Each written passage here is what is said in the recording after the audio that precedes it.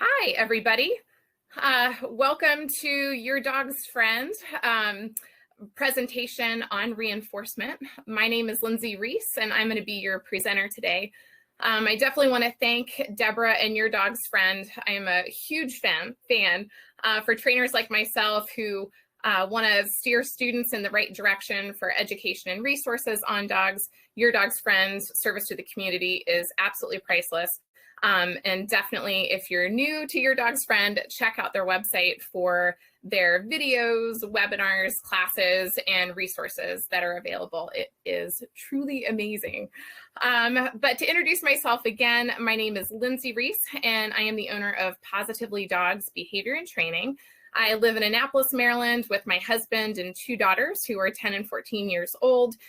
We also have a rescue coonhound named Pickles, who is 8 years old, and then also an elderly cat named Guido, who's 18.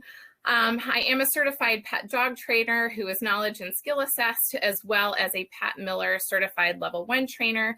I work with clients in the Annapolis area, both in-home and at our training facility in Crownsville, Maryland at Happy Tails. And we're also looking to open a second location in Edgewater at Beechnut Kennels, hopefully here soon. Our business offers behavior consultations as well as private lessons and group classes. We also delve into some tricks and agility. And I also have two other trainers who work with me, Alex Bond and Phyllis Saroff. And you would see these ladies frequently with Positively Dogs as instructors. So to get us started today, we're going to delve into our slideshow. So let me get you guys going. So to get us started, we are going to talk about the topic of reinforcement. And I think it's safe to assume that this audience is most likely familiar with the term reinforcement. And I also assume it's probably safe to know that you guys are familiar that reinforcement is something that either increases or strengthens a behavior. So as a positive reinforcement training, as a positive reinforcement trainer, and also for you students who are students of positive reinforcement, reinforcement is a common conversation. I'm just going to skip over that since I did that intro. All right, so you love your dog, but it doesn't mean that you love all of your dog's behaviors. So when I was first chatting with Deborah about this presentation, I'll admit I was a little overwhelmed initially. Maybe because it was my very first webinar, but also because the topic of reinforcement can just be so broad, and it definitely generates a multitude of questions from students. But as a dog trainer of 15 years, I work with everyday dog owners where the word reinforcement is used in my daily dialogue of coaching. So whether I'm working with owners who want to know how to address their puppies nipping and mouthing with the kids, or for the owners who are seeking counsel on how to address their dog's reactive behaviors on leash, and even for the owners who just want to teach tricks, reinforcement really is the key element to a successful training plan. So typically when I first speak with students about their dog's behavioral challenges, I might get statements like, how do I get my dog to stop doing X behavior? Or I really need to nip this behavior in the bud. And there's always a sense of urgency with those statements. But for the dog owners who, want to have their dogs perform reliable behaviors, that might include statements like, I want my dog to listen when they're around distractions. I want my dog to keep their feet on the floor. I want my dog to come when called. I want my dog to be calm. I want my dog to keep his mouth to himself. And maybe I have owners who say, I just want my dog to perform reliable tricks or just have good manners. So for all of these requests, reinforcement really is the key element needed for those desired results. So what we're going to learn today is we're going to focus on breaking down reinforcement. So hopefully it's more digestible. And we're going to explore how reinforcement affects your dog's behaviors, what factors maintain or motivate desired behavior, how you can create your dog's reinforcement toolbox, and then also how to effectively use reinforcement. So one of my favorite taglines on this topic just happens to be on a t-shirt. Reinforcement drives behavior. I'll give a shout out to Woof Culture if anybody's checked out that website yet. Lots of really cute dog training swag. But I really do love this compact statement because it's full of complexities and endless possibilities. So to understand reinforcement, the first element to discuss is learning theory. And this just means that we have to learn or understand how your dog learns. So again, your dog is reinforced all the time by everything in their daily life. So everything from smells in the grass, exploring the P-mail on fence posts, it can be the interactions with you as well as your family, your neighbors, your neighborhood, and beyond. And because there's so many reinforcements for your dogs to choose from, your dog makes choices all the time about which reinforcements could be better than another and which reinforcements meet their own need or want at any given time. So this could be your dog making the choice about coming to you when you call them or chasing the neighbor's cat.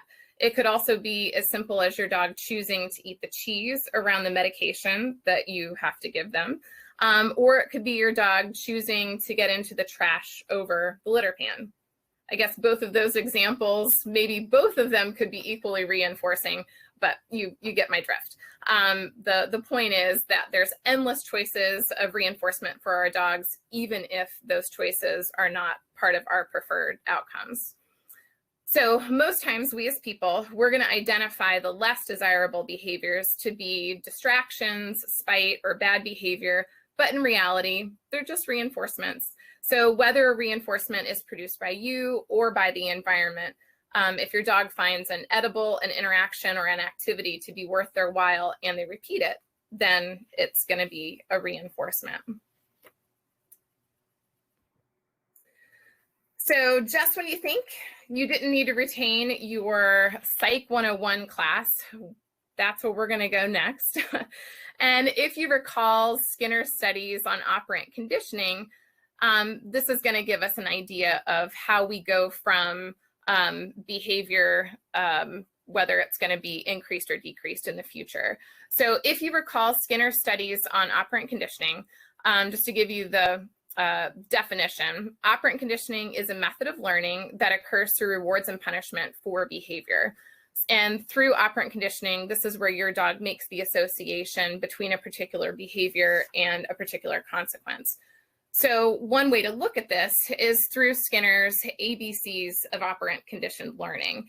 So this 3-term contingency plan just describes the relationship between a behavior, its consequence, and the environmental context. I use this visual quite frequently with dog owners and usually in behavior consults, but it really does help owners gain the context as to why a behavior is happening. So instead of assuming that a behavior is spiteful or bad or stemming from a place that may not be true, it really does help clarify why the behavior is happening in the first place. So to break this down, we've got our antecedent, which is the trigger, it's the motivator. It could be a cue that you give your dog or any type of environmental prompt. So if I'm to use an example of an antecedent, it could be your dog seeing the mailman outside of the window that draws their attention. And then the second piece here is our behavior, and this is the action that comes behind the antecedent. So this is anything, again, that occurs right after that trigger point. So if we use the example of the dog seeing the mailman, maybe the behavior that results is barking at the window. And then our final one is our consequence, and that's the result. And again, this is the one that always happens after your behavior. And then the consequence is pretty much anybody's best guess, right? So let's say you're on your conference call and your dog's going crazy at the window barking at the mailman. What do? Do you get up from your meeting and go get your dog? I don't know, choice students have definitely admitted to just yelling at the dog. Do you close the blinds on the window? Any consequence could be possible. So if I want to better understand why a behavior is happening, I do need to put thought into these 3 steps if I want to make some changes. So in our next slide, we've got another little visual and looking at our ABC chart, but now we get to take a little closer look at the consequences portion. So these consequences are defined as positive and negative reinforcement, as well as positive and negative punishment. So we don't need to spend time defining each of these to their most minute detail for today's talk, but I do want to use them as an example of how consequences can shape behavior and how consequences can either, again, increase or decrease behavior through rewards and through punishment. So in this example, this is a shout out again to Lily Chin. She does really pretty cartoon-like designs and is very popular in the positive training community. So her website also has a lot of these great little visuals to support learning in dogs. So if we look at some of the examples on screen, her dog Boogie is the one who is in the center there. And if I were to choose some of these examples of antecedents, we can use, again, the example of the mailman that may have the bark happen as our behavior after that initial visual. Then we also have maybe the example of Boogie's mom who might be visible, but she calls him. So the behavior is he goes running to her. And then we also have potentially the tennis ball being the trigger for Boogie, and maybe it triggers him to want to retrieve that ball. So again, each dog's going to be different for any one of those antecedents, but barking at the mailman, running to his mom, and retrieving the ball will attach for Boogie. But each dog, because they're going to respond differently to each of these antecedents, this all depends on their own learned history, maybe whatever genetic inclination they have and what context that they're being presented. So if we first consider an environmental example of a consequence, I'm going to use the example of a baby gate.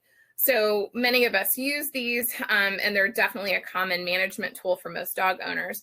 But there are plenty of dogs out there who might see a baby gate as a barrier and not try to breach it, whereas other dogs may see a baby gate and try to jump over it or try any array of tactics in how to get through it in order to get to the other side.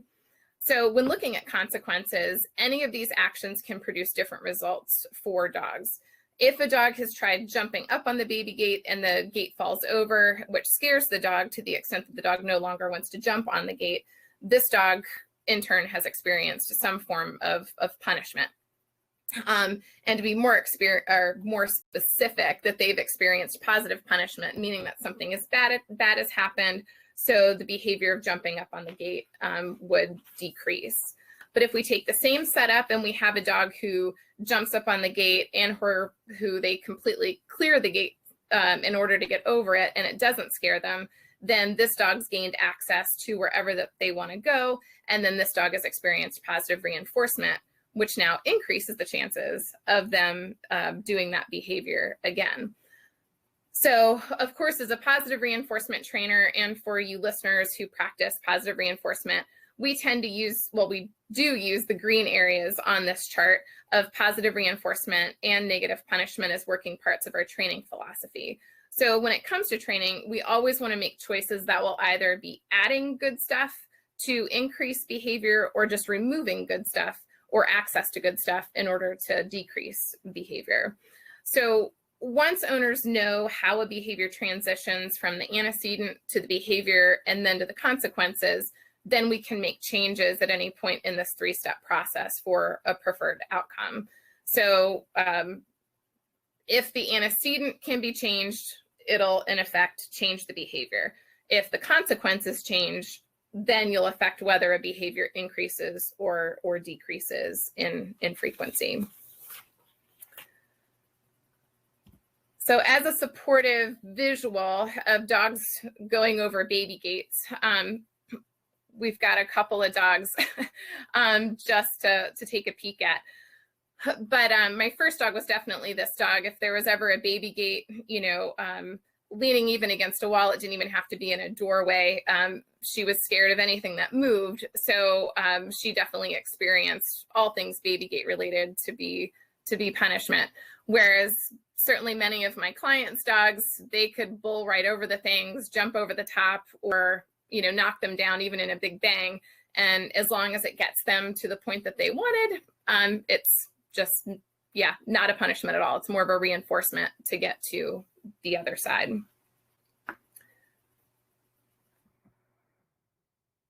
All right, so our next pieces here are to look at what reinforcement does for your training, as well as being familiar with what punishment can do as well.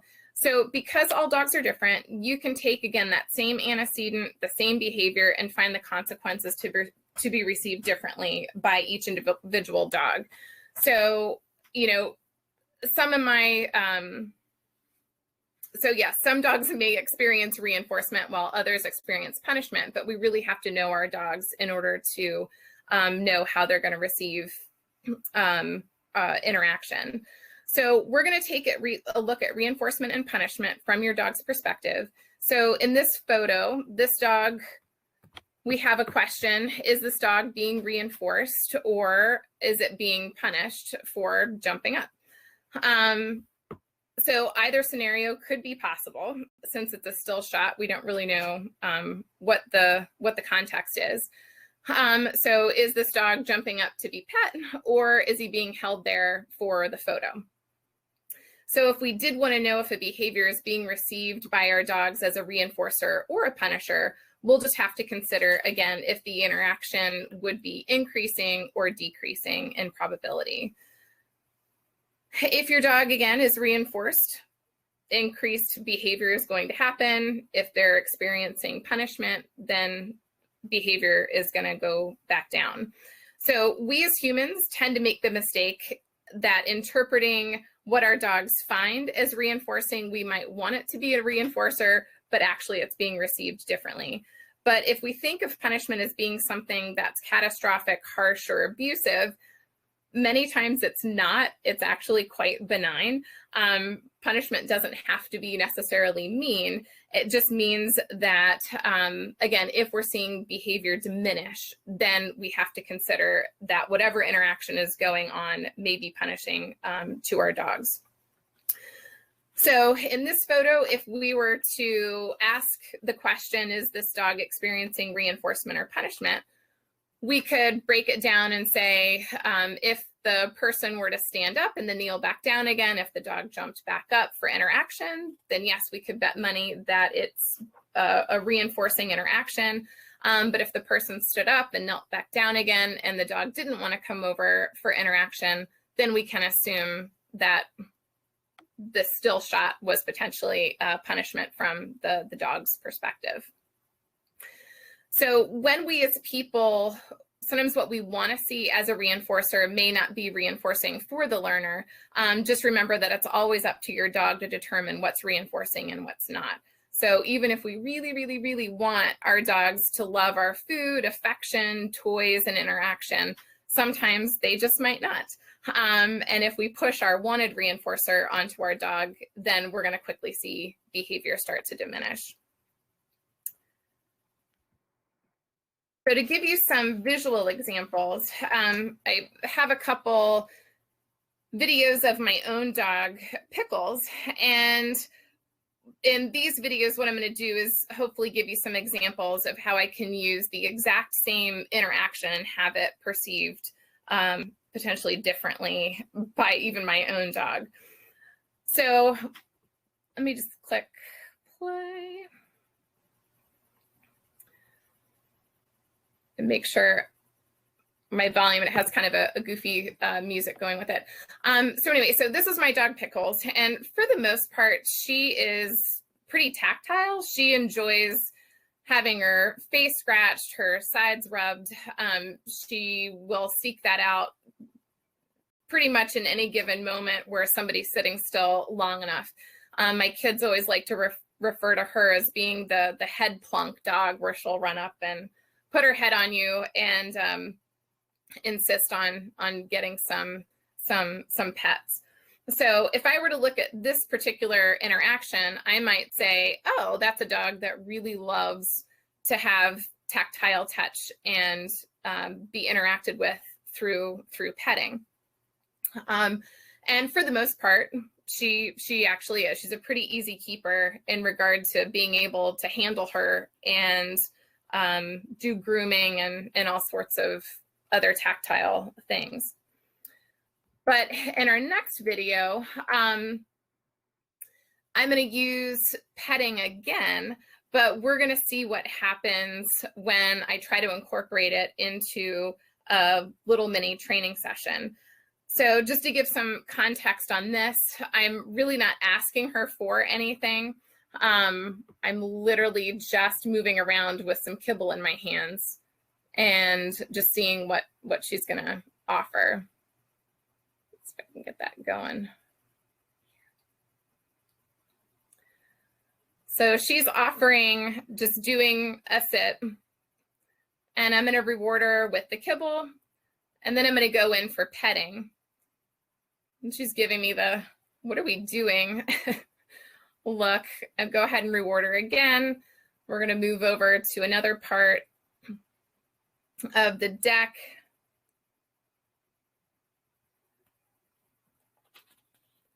And she's going to do a sit, but this time I'm not going to reward her. I'm just going to reach in to try to pet her. And she backs up and she looks at me like, hey, what are we doing?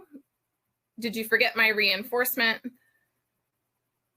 And still, yet again, she tries to sit again. I try to pet again. As a reward or a reinforcement, she backs up. And now she gets frustrated. So now she's going to start baying at me. And still backing up a little more. She tries to sit again, but decides baying at me is the more useful strategy. And I think it cut off a little bit. But as the video would progress, same thing. I try to go pet again without the food bleeding in. And she definitely isn't into that. So these type of scenarios happen all the time with students. Is sometimes what we want to see as a reward or something that could improve or increase behavior may not be received that way. So if I were to look at that first video and say, oh yeah, this is a dog that I could use tactile touch as a reinforcer for behavior, in the context of sitting on the floor and doing pets, you know, it's possible. But in this scenario where we're standing up, we're outside, we're moving around, the petting is doing nothing but having her say, you know what, I don't want to do these sits anymore because you keep reaching in and wanting to pet me, and that's not my expected outcome. So if I want to do, you know, damage my offered sit behavior out on the deck, then I would certainly, you know, try to keep petting her, but that wouldn't be my goal. I want to focus on, yeah, how do I increase a behavior instead of decrease it? So for dog owners, the main things that you want to keep in mind is, again, if a behavior does discontinue, let's go back to those ABCs. Let's figure out what's leading into the behavior decreasing, and let's try to make a change to that. Also, if it's, you know, your behavior is fresh and it's increased and it's very readily available, then yay for you, you're on the right path. But when we want to come up with training plans, we do want to make sure we recognize where our dog's comfort zones are and what they find reinforcing or what they might find punishing, again, even if it looks super benign. So when you run into these problems, some things that you can consider can be, again, is my dog potentially scared? So using the example of that baby gate again, if your dog might be close to something that they don't feel comfortable around, like a baby gate, maybe a broom leaning against the wall, and that they're afraid of it falling over, it might have them decrease their engagement with you for a training exercise. And the same can happen for owners who want to train outside and their dog, you know, might be fearful of, I had this happen to a client recently.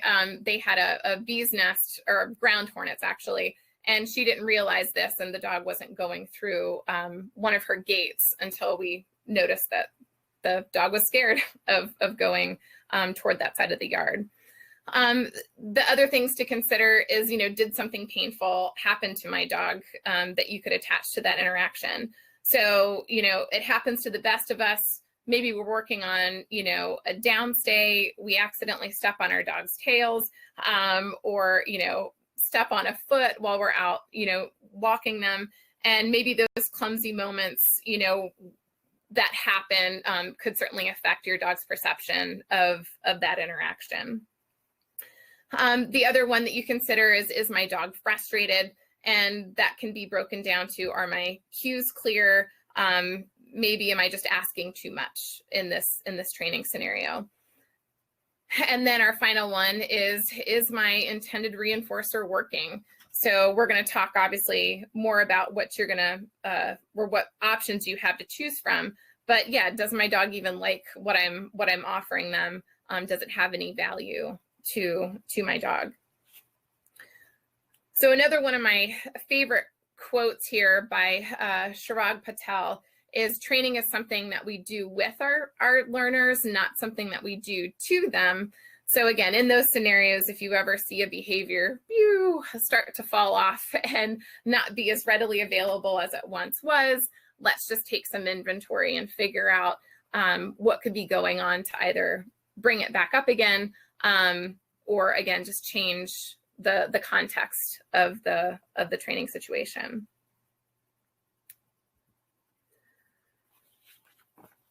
All right, so here is our Guinness World Record holder, Finley, who is a golden retriever from Canada. And this little guy can hold 6 tennis balls in his mouth at one time.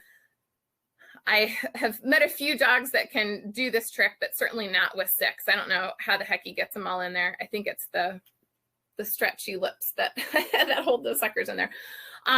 But yeah, I think it's safe to say, in regard to looking at dogs and what they find reinforcing, we can assume that, yeah, Finley really loves retrieving, or at least holding on to a tennis ball is reinforcing for him. So he's going to lead us into what reinforcers you can start considering to build your own dog's reinforcement toolbox. So the first things that you want to consider are going to be primary reinforcers.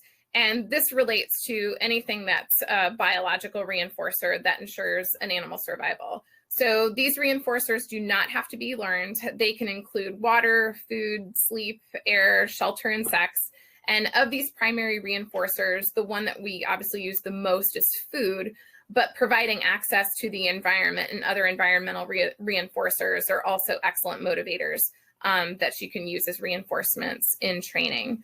So primary reinforcers, these are going to be what you guys are going to be using to teach anything new.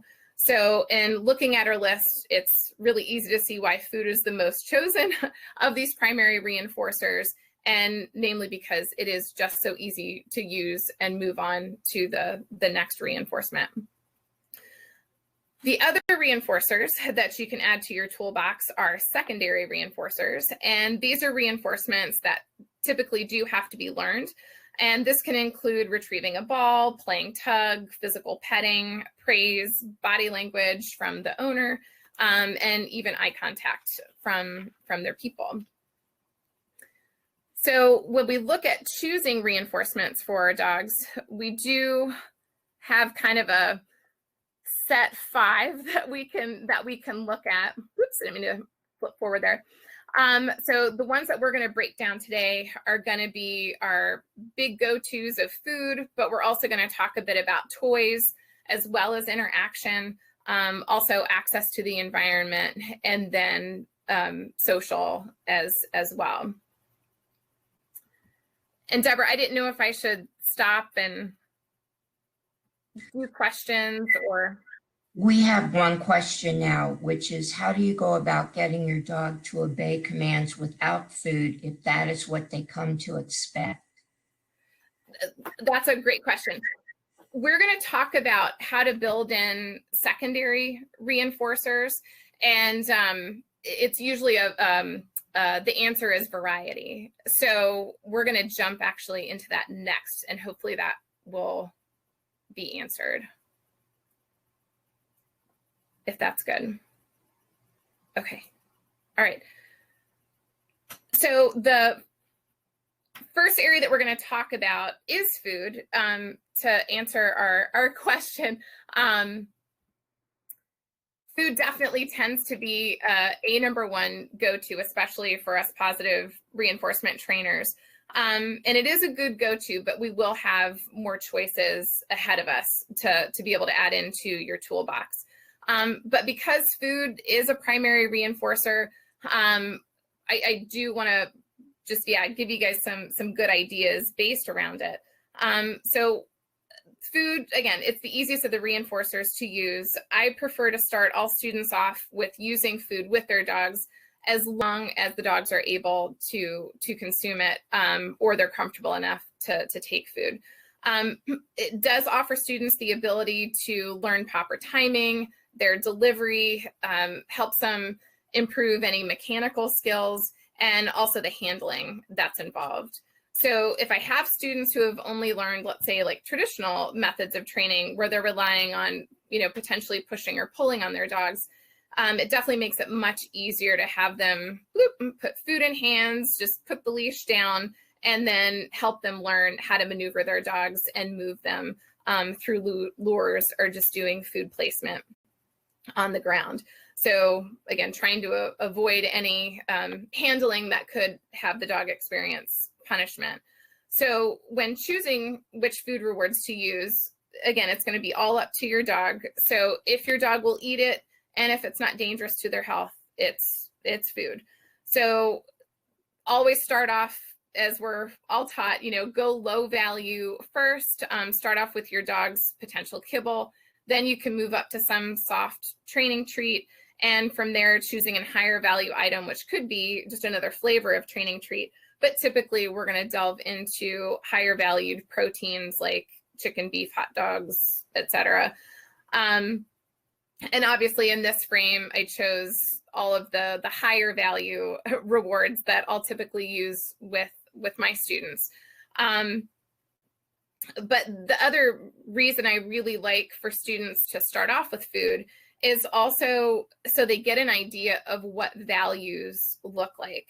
So I'll hear the phrase all the time, my dog will work for anything, which may actually be true. But again, when we change the context or the environment, motivation or desire for the food may actually decrease.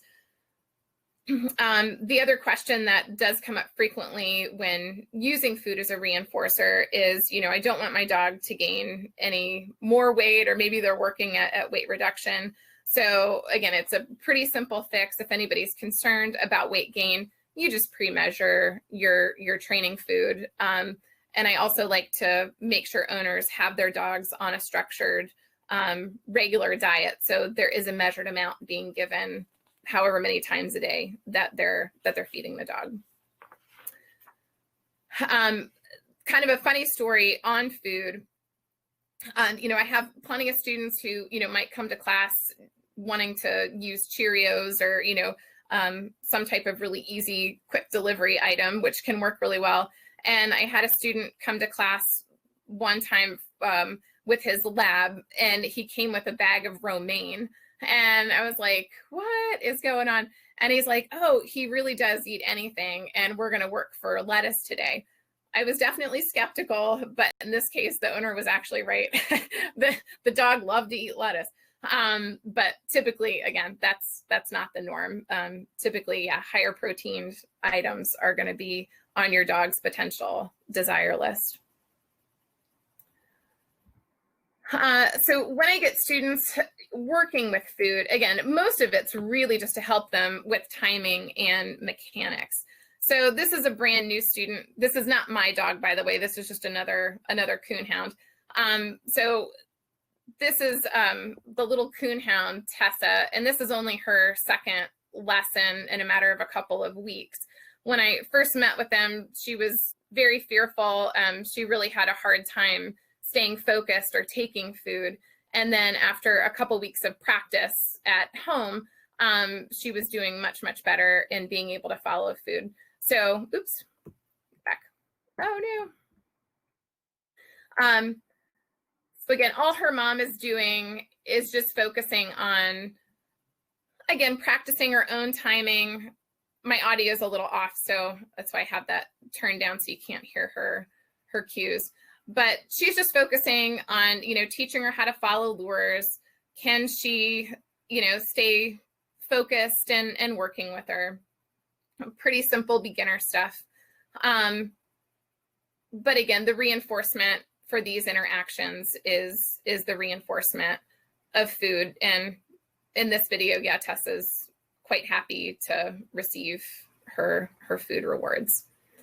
So nothing overly complicated, just dog working for food. All right. So in our next slide, we're going to take a look at toys. And toys are technically a secondary reinforcer, but for many dogs, the fun of chasing or retrieving a ball can absolutely be more reinforcing than food. So if you have a dog that's super interested in toys, you may very well be able to use the toy as a reinforcer in your training early on. But the only key is just to make sure that it's actually reinforcing. For me, when I work with students who, they might come to class with their dog's favorite toy, or maybe we say, sure, let's try their favorite toy and see how it incorporates into training. But the same thing can happen with toys as it does with food. Unless there's, a real intensity about that toy, it may not be reinforcing enough for behavior. So we don't want something that's really blasé, where they're interested sometimes and then other times they're not. So when you go to choose, if you do choose toys as a reinforcer, I really want your dog to be able to engage with them for extended periods of time. So almost like the dogs that, will look at the tennis ball like, I really want to go chase that squirrel. That's the type of excitement that we're looking for from that toy. So looking at toys, again, this is about your dog choosing what type of tactile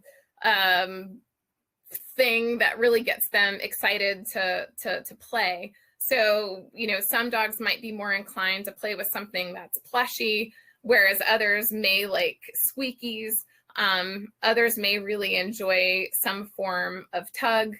The possibilities are pretty long, but again, if you can find the thing that really gets them jazzed and where they really want to play with it for extended amounts of time, then you'd be on the right track. The other piece about toys is, when toys are being used as a reinforcement, from the handler's perspective, it does require learning on our part. So the timing of the delivery and the skill that has to be learned for the best results are needed. So if I use the example, like some of my agility students will use a ball on the agility field, and when we first start working with it, I can't have them, hold the ball and then throw it high for the dogs to get after they've gone over a jump or gone through a tunnel. They learn very quickly that everything are grounders. Like I want the dog looking down and chasing the toy as they exit the tunnel, or if they've, done a few jumps or whatever, behavior we're looking for, that the toy is going to happen on the ground ahead of them. And, I think of even like dock diving, where there's skill involved in throwing the toy out into the pool. So if the owner throws the toy too soon or too late, it's going to affect how far the dog is actually getting out into that pool. So this is actually a skill I have owners practice without their dogs first, so I can coach them on the delivery once we figured out if the toy is going to be an effective reinforcer for training. And I should probably pause for I am going to talk about how you can incorporate these into your training plan. Right now, this is just about what to what you can think about choosing from. And this is my dog, Pickles. She is not a toy dog if I were to, you know, pin her down as being a toy dog. But we have built reinforcement in around tiny toys for some reason. If I were to give her a normal sized plush or a normal sized ball, she might chase it once and then go, I could care less about that. But if I use tiny toys for some reason, she finds them highly exciting. So her favorite agility toy is just a tiny little squishy ball. She loves it. So part of her reinforcement is she'll run a couple laps, she'll drop it a few times and kick it, and then she'll pick it up and bring it over and drop it, and then we'll do another run again. So again, why that's her favorite, I have no idea, but she knows that she just enjoys it. All right, and then we also have interaction to choose from. And this is such a broad category. And I think for some owners, when I talk about interaction, they might wonder if it's the toy that's actually, if that's part of the interaction, or if it's because the human is involved. And I tend to think of this in the same way that if, you know, the dog really enjoys playing tug, they're going to need you as part of that interaction. So this is really anything that would involve you as part of that game. So interaction doesn't always have to include toys like fetching sticks, you know, playing tug, or, you know, catching a ball. This literally could just be interactions of, you know, doing movement with you. So sometimes we forget that our interactions can be our verbal encouragements, they can be praise, they could be petting if your dog likes them, but they also pick up on our facial expressions as well as our prompters to get into play. So these are secondary reinforcers, and they do have to be learned unless you have that ball obsessed border collie that comes genetically inclined to want to chase a ball. But I do encourage students to incorporate some type of interactive play, or again, we're not working on specific training, it's just an interaction. So for example, if I have dogs that might be a little distracted when we're working outside in a fenced space, or maybe for my agility students, their dogs are looking at something else, or, you know, smelling the female over by the fence, I may have them just start working on running away, just so that way they can reinforce that running away and having your dog chase you is a really exciting thing to get the intended game going again. I'll even have dogs who I'll encourage owners to take a moment to pet and interact with their dogs if they have maybe a clean run on the agility course, and then all of a sudden the dog gets the zoomies and is like, oh yeah, that was so much fun. And then they come over and lean on their person just for potential support. So we'll encourage that interaction as well with petting and talking and letting them know that they're awesome. And that can drive that motivating force for the next round. All right. And our other pieces that we can look at are environmental.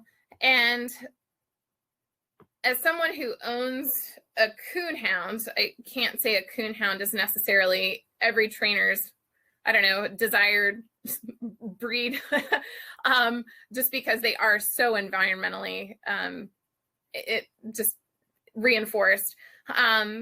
But for most of our dogs, environmental reinforcers can be a huge part of their desire to work with us. So when we consider our dog's natural desires to sniff and explore and have an opportunity to just engage with their environment as a whole, I tend to look at natural reinforcers as something that I can go to. So like this little guy, little Boris down here, who was a puppy that I was able to work with over the summer. It just happened to be a warm day. We were working on some recalls on the long line, and he was starting to slow down, probably just because he was getting too warm.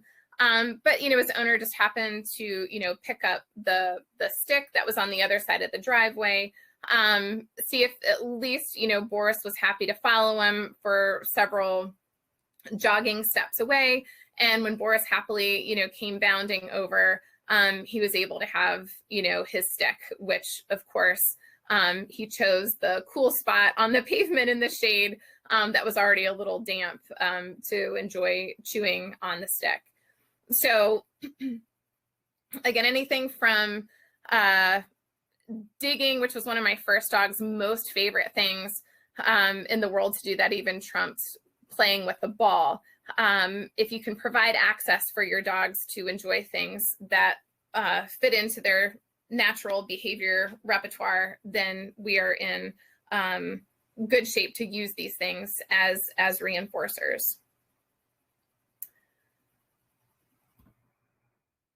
And then our final piece here is with social. And I wanted to add social, namely because if you have a dog that really craves social interactions with either people or dogs or, maybe your cat, any critter, it is truly because they enjoy it. So when I get asked of how to use this in my reinforcement toolbox, I kind of consider this one to be a maintenance reinforcer. So many times if I work with families that, might have to have their dogs more separated either from the family. I know COVID's been a challenge where instead of everybody leaving the house, that everybody's at home, but everybody's still working. So the dogs have to be removed or the owners choose to have them removed just so they're not interrupted. I've been finding it's been extending the amount of time that dogs are removed from potentially some social interaction that they might need. So if you have a dog who really does enjoy social time, and let's say that they're not getting enough of it, certainly when you go out and you might be working around distractions, that might be part of their need list that they really want to enjoy. So it might be a little more challenging to find other reinforcers that can compete with their desire on the social end. And social doesn't always have to be, we always think of it as being with other dogs or something, but this is with you as well. So if you've got that dog that, loves to snuggle or take naps or, just lean in for some pets, then these social times are pieces that you want to incorporate as potentials to your reinforcement toolbox. Lindsey, before you keep going, yeah. Shana wants to know if you can recap environmental. She didn't really get it fully. Sure thing. I'll just back up a slide. So I'll use another example here. And I know I'm using agility references, and the only reason for that is because our agility field, it's not indoors, it's outdoors. So a lot of students may not have a lot of practice with their dogs outside, and we're always competing with any number of things that are going on out there. So you can use literally anything that's outside as a potential reinforcement. So puppy class, I'll use puppies as an example. If your puppy is really drawn to, looking at or chewing on sticks, possibly even clumps of leaves on the ground, they become really fun. I could use those as a reinforcer for maybe a recall, or maybe I want to ask for a behavior like a sit or a down or a trick or something, and then maybe they get to go chase the stick or the little clump of leaves. Any of those things could be a potential as a reinforcer. Maybe as another example, my current dog does this as well, but if any of you have, like potted plants, outdoor flowers or anything, at the end of the season, if you just take those planters out of their pot, so you just have this big gnarly root bulb. For my own dog, that's a fantastic reinforcer, which is just to dig and tear those up. So even if I'm working on maybe a stay or a wait at the gate, and the reinforcement is, yay, when I release you, you get to run to that plant root bulb thing and dig. For her, that's a really big reinforcement. Did that help? Yep. She says thank you. Okay. Thank you. Okay. So hopefully there's maybe some new ideas for you guys in regard to maybe what you can try with your dogs. So when we go about setting up a plan, it is nice to just take a moment and jot down what you think might be at the top of your dog's list in regard to reinforcement, and then anything that's filtered out underneath. So my mentor, Pat Miller, when I met her, I mean, gosh, over 10 years ago now, this was one of her exercises for us to do with our own dogs, which is just create a chart and write down what your dog's reinforcements are and what they're responding to, and try to put them in an order of currency. So thinking of reinforcement just like that of money. So in the first column, we have food. And again, we're trying to go with that primary reinforcer to get us started. So at the bottom of that list, it might be your dog's kibble. Then again, you might move up to training treats and so on and so on. And the best way that you can really figure out what type of value those foods hold is to take it out somewhere where you've got a little more distraction. So it might just be your backyard. It might be, just having your dog on leash somewhere close to home, and, bring different things with you. Just see if you gain more attention from one item over another. My instruction for students is go take a field trip. Go get out of your car at the park, let your dog, settle in for a minute, and then have individually packed food reinforcements. Start off low and then go higher, and just see which ones work well in that environment, if at all. I don't know. But certainly writing them down is a great way to get yourselves started. And then in the second and third columns, we have toys and interaction. And, I think for most of us, we get stressed in looking at all these spaces and think, oh gosh, I'm supposed to fill all those in. This is all dependent on your dog. I have some dogs where, the bottom of their toy list might be a toy that they have in their, little toy basket in the house they have access to all the time. But then as we go up the scale, which might only be 2 or 3 more, maybe we have something that's set aside just for training time, and that one holds more value than the one that's just laying on the floor during the week. And, with interaction, this could potentially all be filled in. This could be interactions again with you. It could be interactions with the environment. This one tends to fill quite a bit for students. So again, if your dog's really inclined to, want to chew on sticks when you're, going out in a leash walk, they're constantly picking them up and wanting to chew on them. Maybe that would be higher on the list than maybe, using my dog again as an example, than petting him and telling him he's a good boy. So maybe I do have a stick on there as part of my interactive reinforcement. And I do have people ask frequently, if they're looking at this and they're jotting down which reinforcers maybe they've been working with or, have been trying to put them in order, the question typically comes up, well, how many should I have per category? I mean, of course, the more you can have, the better. But, even if you can have one, one's a better start than none. But I have plenty of students and meet with plenty of dogs where sometimes it's really hard to fill any of these in because maybe we have a fearful dog or a more shut down dog.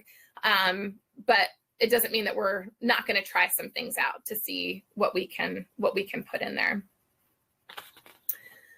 Oh, go ahead, Deborah. I didn't know you could see that. There are two more questions. Yeah. One is, when you think of the mailman scenario, how would you discourage that behavior? Obviously, giving your dog yummy treats when he goes bananas at the mailman would reinforce that behavior, right? That's an awesome question. And this question gets asked all the time. So it could do one of two things. The mailman's already there, so we can't change that the mailman's gonna come up to the door. If your dog can see the mailman, then the barking's probably going to happen. So typically what I tend to recommend is blocking the view. And I have a lot of students that will use frosted window adhesive, so that way the dogs can't make out shapes or see anyone breaching the property line or coming up toward the door. And then that completely removes, well, it typically completely removes the dog barking and going crazy at the window. There are plenty of dogs who do pick up on the sounds outside of hearing the mail truck. That'll get them going because they've put those associations together. But for me, typically, I'll just go for blocking the view to interrupt it.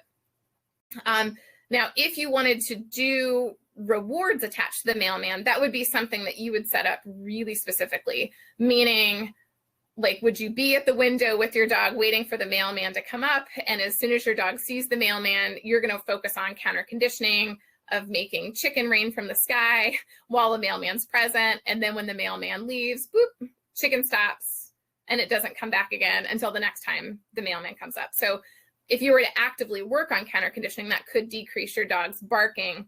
But I personally find blocking the view is a much better alternative. Another question is, my adopted coonhound is very nervous.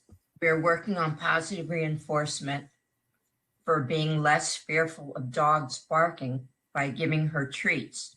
How does this not encourage being afraid? Great question as well. And another common question. So, fear is one of those things, it's already there. So the best thing that we can do, because we can't change the fact that there are going to be dogs barking in the environment, and I would assume, again, socialization, potentially something bad happened to her, so it causes a fear response. So by rewarding her, we're just trying to make something new appear in that behavior chain. So by feeding her, if she can put together, oh, when I hear dogs, my mom feeds me chicken, that can reduce the emotional response of fear with quite a bit of repetition. So don't worry, you're not reinforcing fear. You're just trying to give her a new activity to do and potentially reduce the fear by making something good occur with you. There's a great article on counter conditioning by Zazie Todd. I think it is titled Counter Conditioning and Desensitization. And I'll try to aim to, if I meant to ask you, Deborah, if you do, if I send you like a resources list, so it could be attached. Yeah, I can send it out afterward. Okay, but that's a great resource. Another question, it's a little specific, but is crating a dog for 2 minutes or so a good deterrent?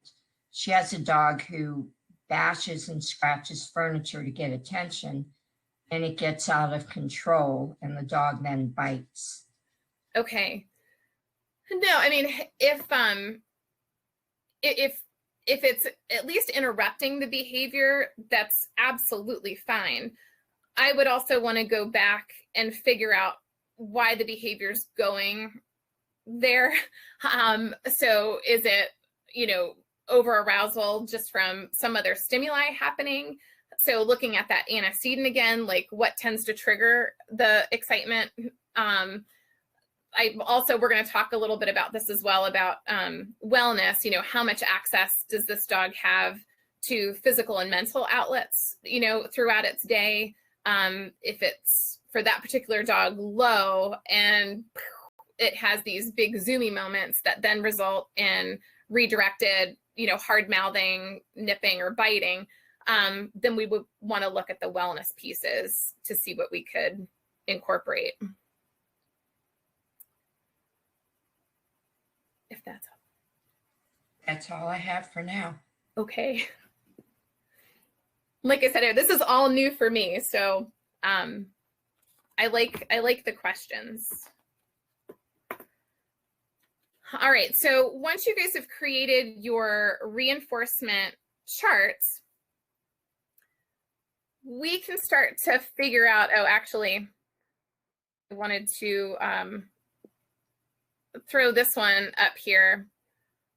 So even when you guys do all the accumulation of figuring out what your dogs will work for and what they could be interested in, yeah, it is true. Sometimes the environment is going to win, or other reinforcers are going to win. So this is one of my students with her little dog, Loki, and he saw the leaves falling off the tree and left his agility run, and then decided to go look for leaves. I think it froze on me again. But as the video went on, he did run over and check in with his mom, which she reinforced him specifically with food in that engagement. But we've also incorporated ball for him, which has definitely helped him stay on task when we're out there working. So when you create your toolbox, what we're really trying to do is create a type of scoreboard, which means how much reinforcement can I get in with my dog, where my dog's going, yeah, I want to do that again. This is really fun. So if you go into training scenarios where you find, dang it, my dog's getting more distracted more often than they are checking in, then I want to go back to my reinforcement chart and try to figure out, well, maybe I need to bump up some of my reinforcements in that particular context. So you might not be at the top of your list of reinforcers, whether that's food, toys, or interaction, but you're going to have to make some change or adjustment. So even for my students who, you know, are outdoors and they're like, oh my gosh, like I'm having a really hard time getting my dog to focus. Typically, we just need to change the environment. Let's go to a little bit of a smaller space, less distraction, and let's go through that reinforcement list just to get them back on track and wanting to do behavior again.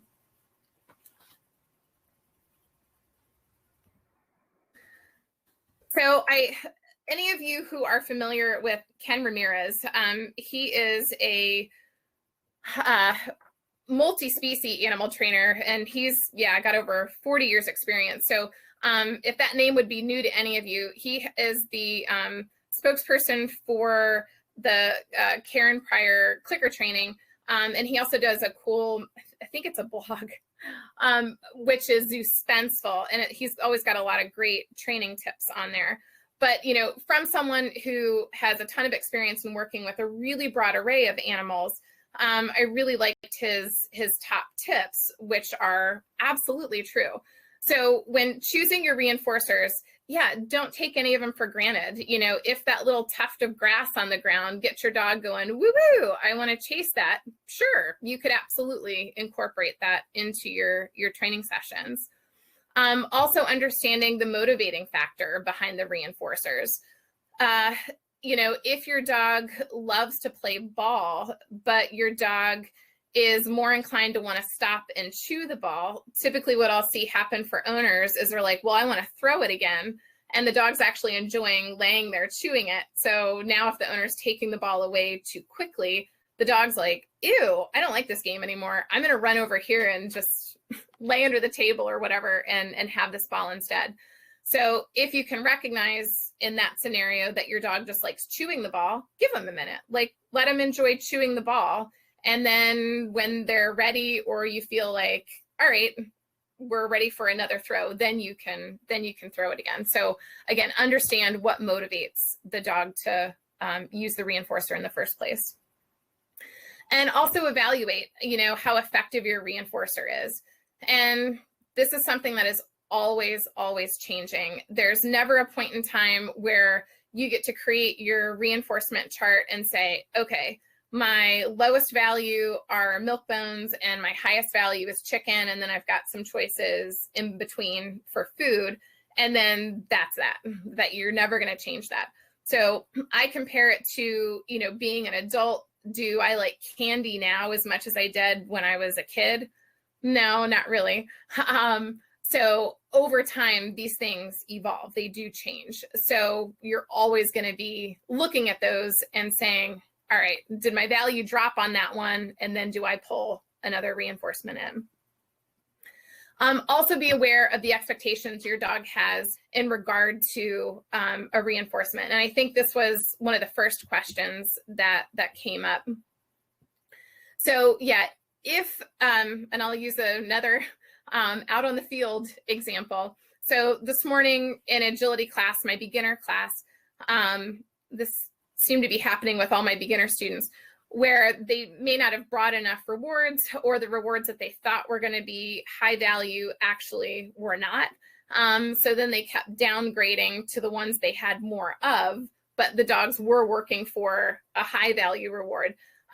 Anytime that you downgrade or change the reinforcement that might be less reinforcing than another one, it definitely changes your dog's expectation of, is it worth their while?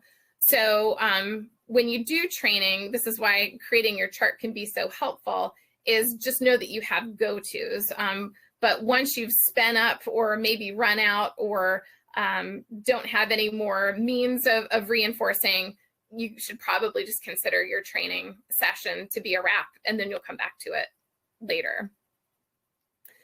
Also understand the value of access to a reinforcement. So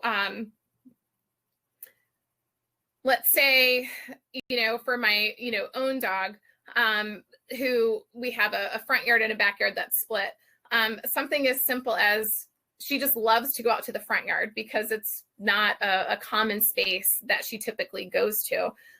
Same thing if going out on a field trip to go to a different location and go sniff new spots on a long line. Those interactions are highly reinforcing for her by just exploring a new space.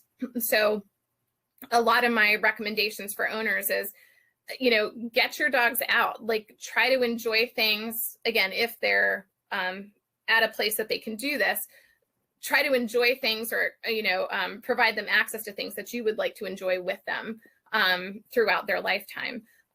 So yeah, just having access to new environments is incredibly helpful.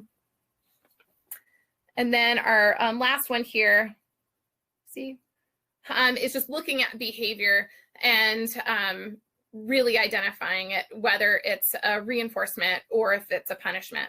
And again, punishment doesn't have to be mean. It can be really benign. But again, if you ever see a behavior decreasing, just pause, take mental inventory, and say, all right, do I continue with that, or do I find something new to put in its place?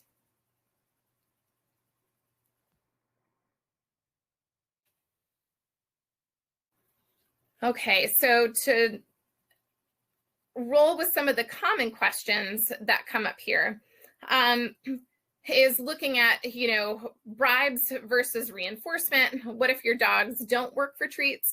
Do you have to use reinforcements forever?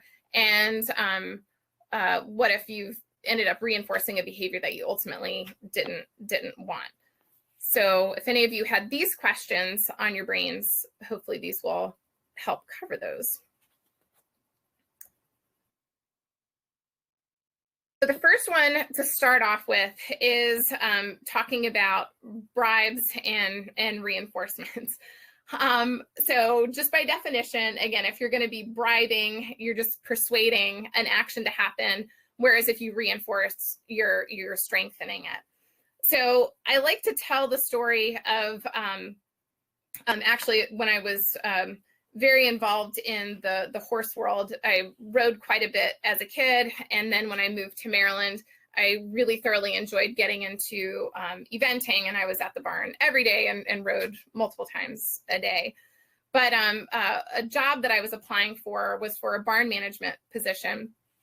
And I was meeting with the owner. We were taking a tour of the farm, and I see an owner come out with her halter and lead rope in hand, and she goes down to a field to go get her horse to bring him up for a ride. And as she's walking out to the field, she, gets inside the gate, closes the gate, and her horse is pretty far out there. And as she gets close to the horse, he flips his head up and turns and trots away. He puts his head down again to graze. She keeps pursuing him. He trots away again. And now she's even further out in the middle of the field. And then he just takes off running. So of course, at this point, she is highly frustrated, and she walks all the way back up to the barn, gets a little can full of grain, goes stomping back down to the pasture to go get him. He's still really far out there. And she shakes the grain can, come get it.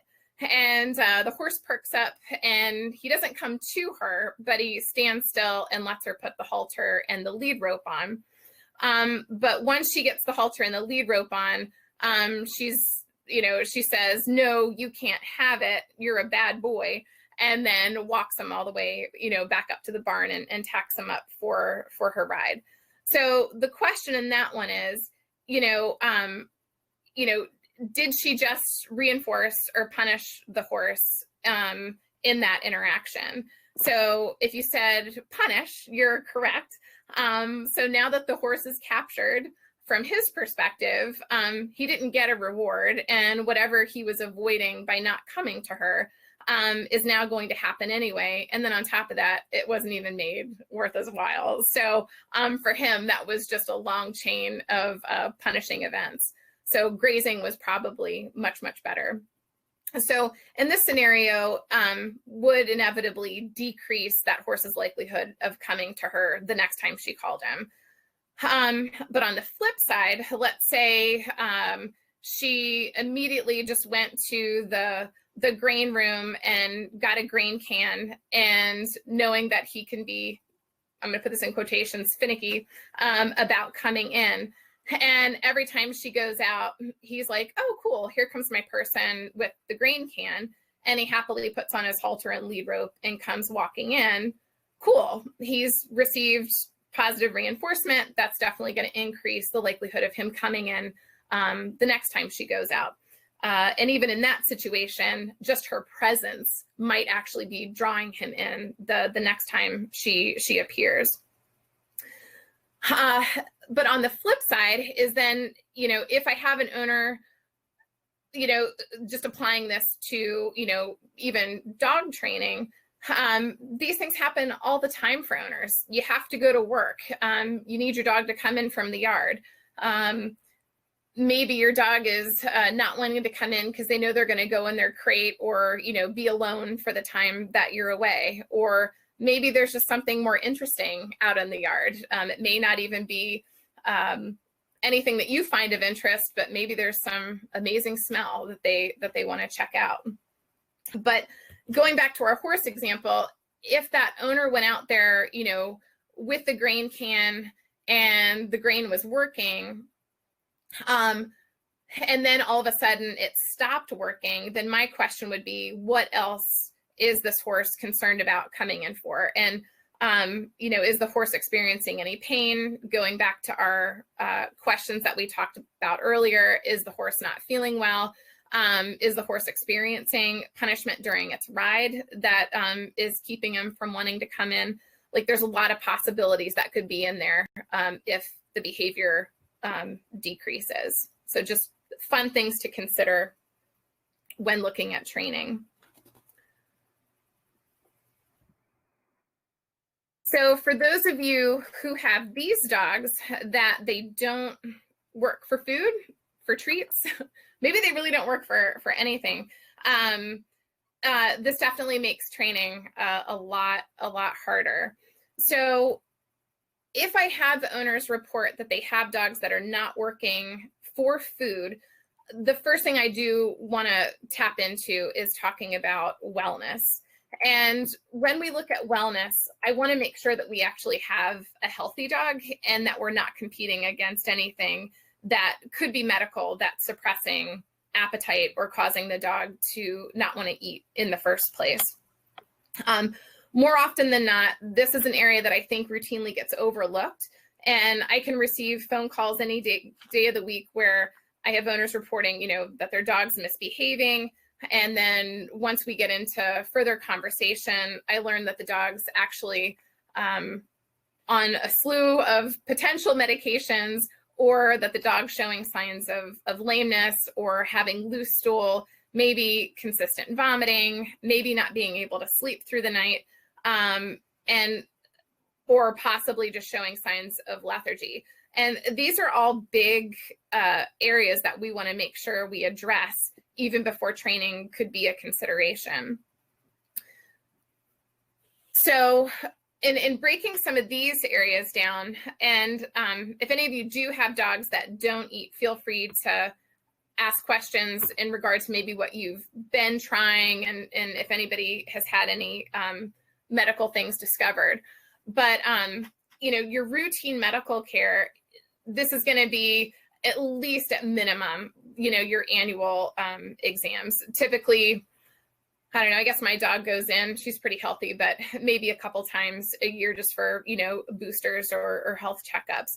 But that medical care can include, again, anything from having ear infection that won't go away to having irritated skin, or again, abnormal bowels. Like, all these things are abnormal and would most definitely need to be treated.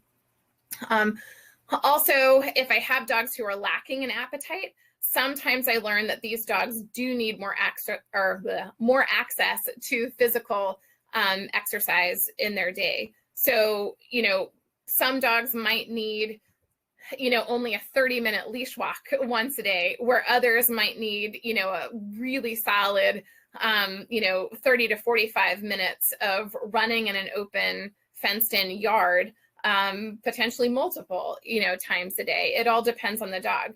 But the same holds true even for mental stimulation. If I have dogs who are laying around idle, or maybe they're separated from their family and just hanging out on a back porch or something throughout the day, they just don't have a whole lot of mental stimulation going on. So these are things that can absolutely decrease appetite as well. And I think that ties in with socialization with people too. So yeah, I tend to find dogs that are a little more isolated and don't have physical and mental stimulation tend to fall into that category of low appetite. Also, you know, regimented, I should have had that in there, regimented daily food and water. I don't know why the water thing comes up, but I have some owners that'll start their dogs, I think as puppies, where they're doing regimented water during the day.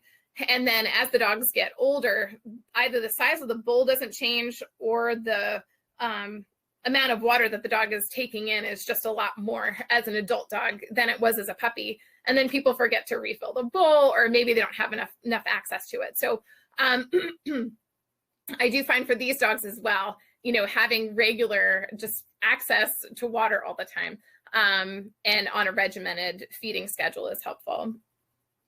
And then our other ones, again, if we have dogs who are exposed to more outside time, where they could be exposed to heat and cold and elements, appetite can certainly be decreased. And also dogs who are stressed. So if we have a dog, going back to the mailman example, who's practicing high velocity reactive behavior at the front of their house most of the day, these are dogs who are on really high levels of adrenaline. These are dogs who are experiencing high levels of cortisol production. Ugh, it doesn't make anybody feel good. So a lot of times appetite suppression will happen in those scenarios as well. And then, yeah, just back to your regular husbandry pieces. So just making sure, again, ears, anal glands, nails, we don't have any, split nails that you just can't see, pads, that type of thing. Just we're looking at making sure that your dog is comfortable. And I would say, when I go over wellness needs for dogs, I do have owners literally create a checklist in making sure we're covering all of these areas if we have a low appetite dog. For a lot of owners, and I'll talk about one of these stories coming up.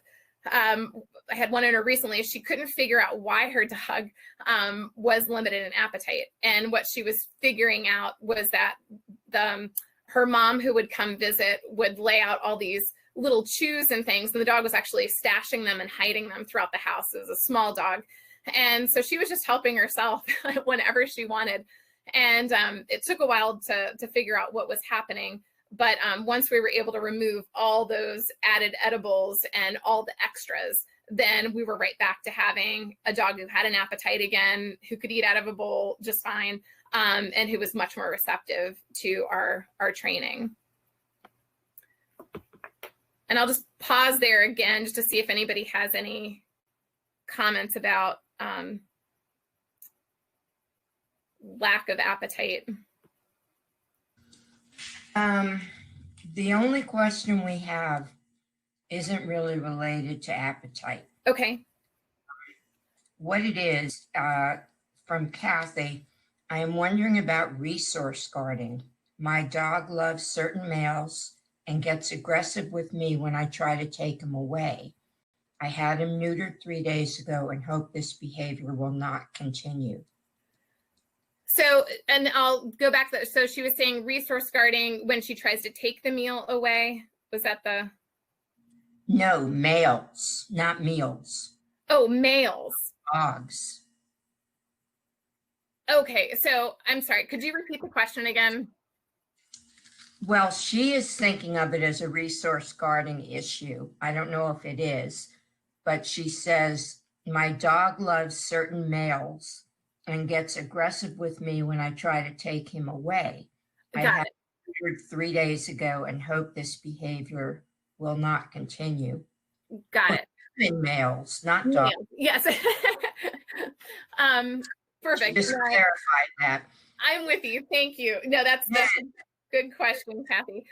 So I would assume, and I'm not so sure it's necessarily a resource guarding thing, as if the taking away means that you're aiming to go like physically take the dog from someone else's hands. That's most likely, if that's what's happening, that's probably what's being received again as a punishment. Some dogs really don't like to be passed back and forth from people, but also just the body language of reaching toward him and going to scoop him up may just be perceived as a threat. So you're getting aggressive or defensive behaviors as a result.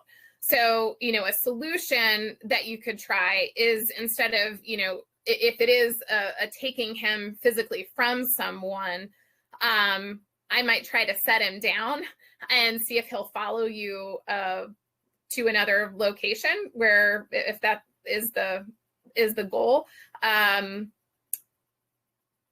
But yeah, me knowing what the context is, like if you're walking over and trying to take a leash from someone who has it, and then he gets aggressive when you try to walk him away.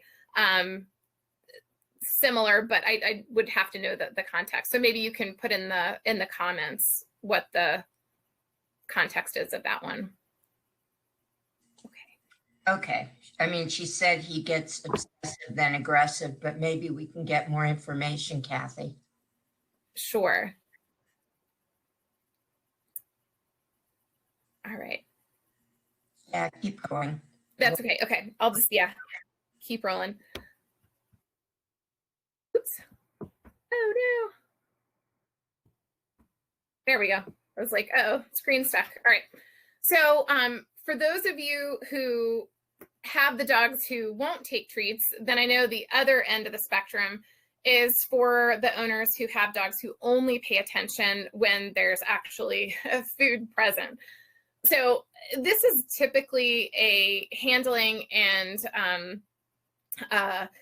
mechanics problem that we can fix fairly easily. So usually what I'll have owners do, and this happens so frequently. So if your dog's motivated for the food, you're definitely on the right path. But if the behavior is only occurring when the food is visible, then we'll need to look at the other factors that are causing the behavior to be contingent on the food. So my common recommendations are, if you notice that your hands are always visible, or that you're always reaching in your pocket or your treat pouch, or even holding a bag of food. I've even had owners ask for a behavior and then turn around and pick something up off of a counter and then go deliver the reward to their dog. The big solution is just trying to hide your rewards. Be as discreet as you can. So dogs do pick up on all those cues, from reaching over to pick something up off of a countertop, reaching in pockets. All those movements are indicators that food is on the way. So if you can be discreet and see if that changes the behavior, then you're on the right path. I also tend to go back to working in a low distraction space first. The good example was, I had a student recently who, she was getting frustrated. She's like, darn it, I only feel like he's doing this when I do have food in my hand. So for her, the switch up was, go back to low distractions first. Let's make sure that this behavior can actually happen routinely. And then we can try it outside, but all with the starting piece, which is hiding the food, so they're not anticipating it being delivered. The other piece that happens with this is, you may not have built in enough repetition. So if I have dogs who will do one behavior, get fed, and then they're done, that becomes an issue. So if I have the dog who's really motivated, maybe I'll ask for one behavior, maybe a second behavior, no more than 3, and then I'll pay the dog. And I'm always changing up, again, the order in which I'm asking for behavior, but I'll put some little breaks in there. So maybe it is an added behavior, maybe it's just the same behavior repeated, but I just don't want it to be ask for behavior gets fed, and then we're done. I also encourage owners just to mix up their training. So if the dogs are anticipating, okay, I see my owner with the treats, we always go to the living room, and we always do this training session at like 5 o'clock during the day. I would make it much more random. So again, it might just be like carrying around Cheerios in your pocket if you're using your food rewards. So maybe I just ask for a sit at the door, I reward it, and then we go outside. Maybe I ask for, a down before I set the food dish down. Great, I just reinforced the down. Maybe when I'm on my leash walks, I might throw in some type of targeting skill when I'm out there. I just want to change the context. So if your dog's looking at you in a very specific context with the food, we just need to change that up so there's more variety to the training experience. The other area that owners can have problems with when dogs are food motivated is maybe they're super enthusiastic about the food, like to the degree that it's really difficult for them to focus. They just start throwing behaviors like crazy. Or maybe not any behaviors at all. They're just moving because they're so excited about the food. And in those scenarios, you can always downgrade to a lower value. So like that lab that came to class with Romaine, not that that's your dog, but that may be something you could try if you've got a dog who's a little too over enthusiastic about the food, where it's difficult to reward specific behavior. And I'll see if there's any questions on that one. Okay. This isn't related specifically to that, but Megan has an interesting question. She says that her dog has been tearing up a carpet by the back door after he makes a bid for attention, like scratching at the back door to go outside. We've been giving him treats for laying calmly on the rug, redirecting by asking for sits and stays, or sometimes clapping for interruption and then rewarding heavily, laying calmly afterward. But fear is persisting. Any ideas? Yeah. So my one question would be, if he's looking at you and then tearing at the rug, and then something happens, then I would say he's put the association together that the action of chewing on the rug is gaining the reinforcement of the attention, whatever happens thereafter.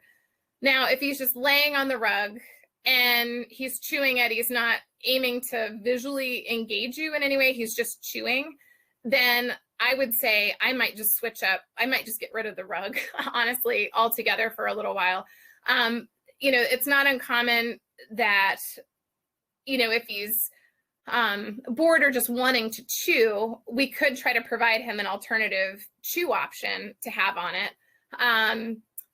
Or we might even change up the rug or mat itself to something else that he hasn't been reinforcing himself for. And now he has a built history that, oh, this is what I do with the rug. I shred it. But I might say another one that's possible. He might not like to lay on it though. You know, for our puppies and the taste deterrents, like your bitter apple and sour cherry, just something that doesn't taste good. But I would be curious to know if he's actually looking at you and then actively chewing on the rug. One of those things I'll use as an example for counter surfing, which that question will come up for counter surfing too. One of my other instructors, her mom's dogs, one of her mom's dogs, he actually does put that association together. So if there's something to put feet on, he'll put feet up and then look around like, is anybody looking? And wait for whatever, you know, reinforcement could happen thereafter. So for him, that is a reinforcement that had been built in. So anyway, so yeah, let me know if this little guy is, aiming to visually engage you while he's doing the chewing. Megan said that the rug is built into the floor, so they can't. Oh. And he does look at them. If we ignore his bid to go outside, he'll start chewing. Okay.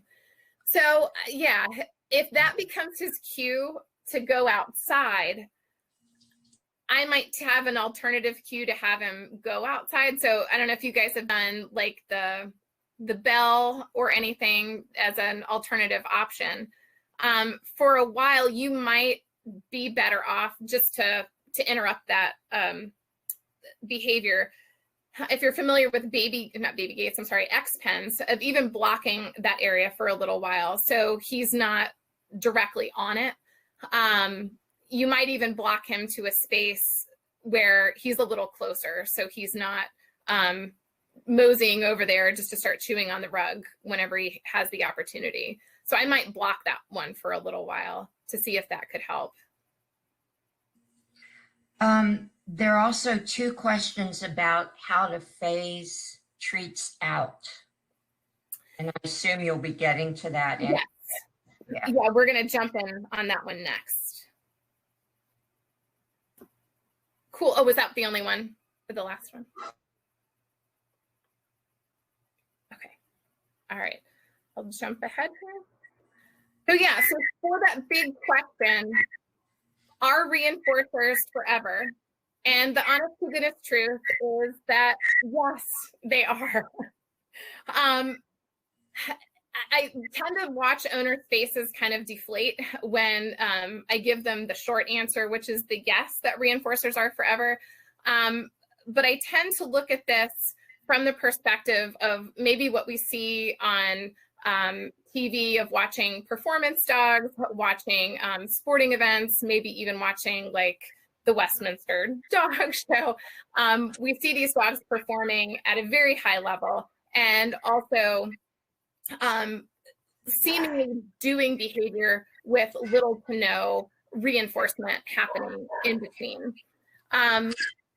So, and Deborah, just so you know, I think your mic is on, and I just can't access it. I can hear my dog. Yep. Oh, there we go. Cool. So when we look at reinforcement and maintaining it, I like to think of this kind of like, you know, going to the gym. If I want to stay fit and I want to keep my fitness level up, I'm going to have to keep going in order to maintain it. Same thing with my computer. I'm terrible at this.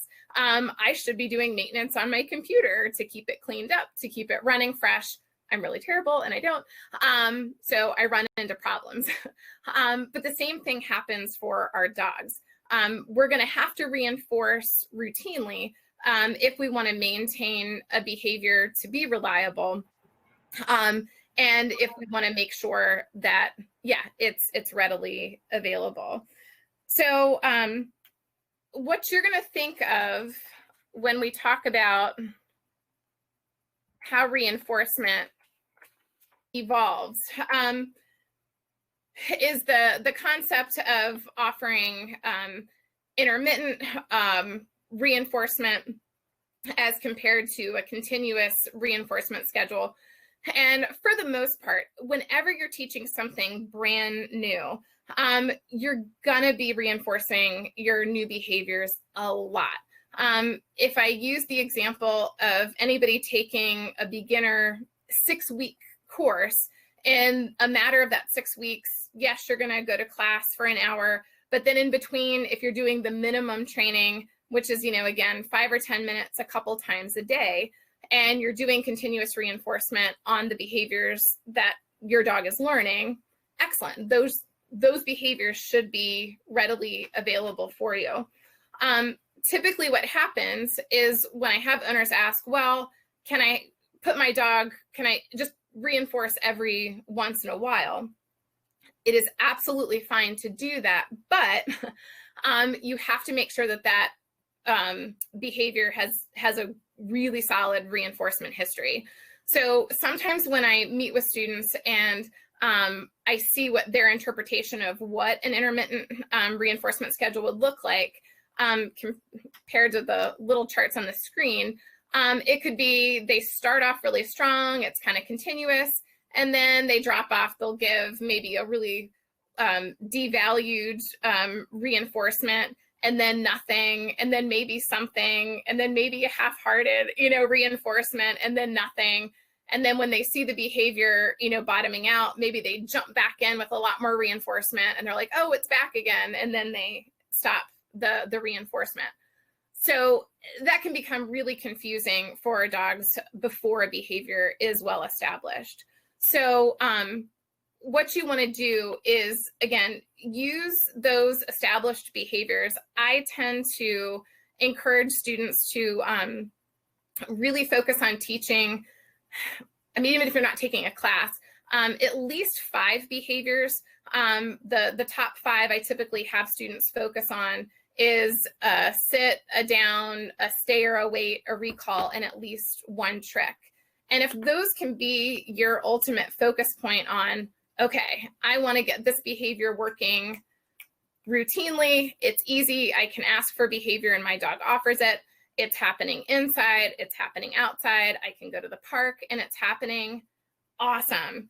Only then can you move potentially to an intermittent schedule where you're reinforcing every other time. And then we'll talk a little bit more about how you're going to incorporate some other reinforcers. This is probably more of an example of owners using food. But again, you want to make sure that you're building history. More often than not, I could meet students maybe on week 2 or something of class, and comments that might come in might be, oh, my dog has this. I think we're good. When really we still need to build a history with the dog because it hasn't generalized to multiple environments.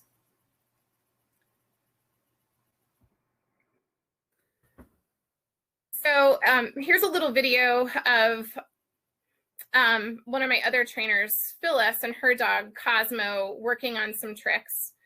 And in this one, she's only going to reward with her food just one time at the end.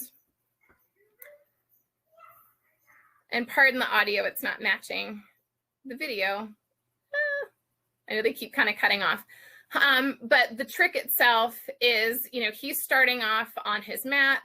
Then she's releasing him to do a hand target to create a weave around her legs. And then once he's completed that behavior, he goes back to his mat, throws it down, and then she rewards him. So a lot of behavior is happening in that one single trick. So before, you know, Phyllis could even get that working, she had to build, you know, some type of reinforcement value to him laying on the mat, then to knowing how to follow a target hand, and then also to feeling comfortable in moving under and around her. So just to give you an idea that there's actually multiple reinforcements going on. The other piece of reinforcements that's happening in there is she's talking to him, her body's moving, she's using those pitchy sounds to keep the momentum going, and all those pieces are reinforcements for him. And then in our next one, this is also a new student who's trying out some agility. And as these guys are out moving around, Henry's figuring out to watch his mom's hand signals, follow her feet. He's also had to learn each individual piece of equipment up to this point and what to do with it. I'm so sorry, I don't know, the videos keep cutting off, but he just leaves and goes to the tunnel next. But even for those movements, again, his mom had to teach each individual piece, reinforce each individual one. And Henry's a dog that does work really well for food, but we have used toys with him as well as reinforcers. And then even in some of these examples, a lot of times for you know, new learning for dogs, we're using lures, we're using things at the ends of their noses, but we typically fade that out and then do our reinforcement at the end of movement. So like for Pickles, just doing a really simple front cross movement around some cones. Again, just following hand signals, body motion. There's also some verbal cues that are happening in there as well. And meh. I think that one died too. Let me see if this one will work. And here's one of Dewey just working on some heel work with his mom, and how he started was getting reinforcements for, you know, taking a step forward, reward. He does a target as well to his mom's hand, and he's just looking up where that target has been faded. I don't know if I'll even try this one. They're just not playing all the way through. So prompt for him, owner just doing a point to the side. He opens the door on his own. He'll pause and wait, and then he'll gain the release cue to pop back out again. But for each of these, really, you know, they're pretty basic skills, but still fun ones to have as foundations. We're putting several behaviors together, but the reinforcements that we've built in have been the cueing, the movement from the person, where the person is located in that interaction, and then the rewards are actually happening at the end. So I think a lot of times when we look at reinforcement, we forget that a lot of the interactive pieces, it is reinforcement. The dogs are giving a lot of behavior, and even if they're receiving food at the end, or chasing a toy at the end, or leaning in for their owner for some petting, all those other behaviors have become reinforcing for those certain skills. And then hopefully this one will come through. So this is, I'll let you guys just listen for a second.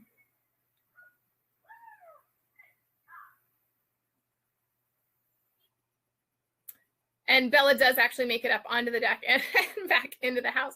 So, you know, for this client, she had moved and had a massive, or does have a really big backyard.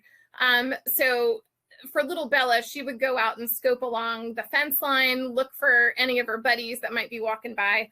And there's a lot of enrichment out there for her. She's got, you know, vegetation and stuff to explore, and definitely a lot of areas to sniff.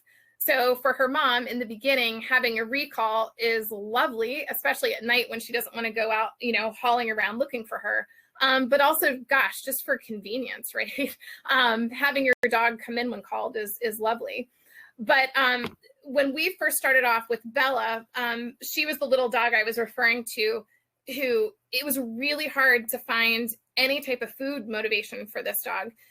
She'd start off working, we'd maybe get like, you know, maybe 5 to 10 minutes or so of really animated work.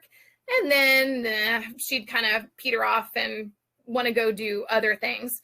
And this was the dog who, you know, the owner had discovered she was receiving a lot of food rewards in any given day that she wasn't aware of, just due to some other family members.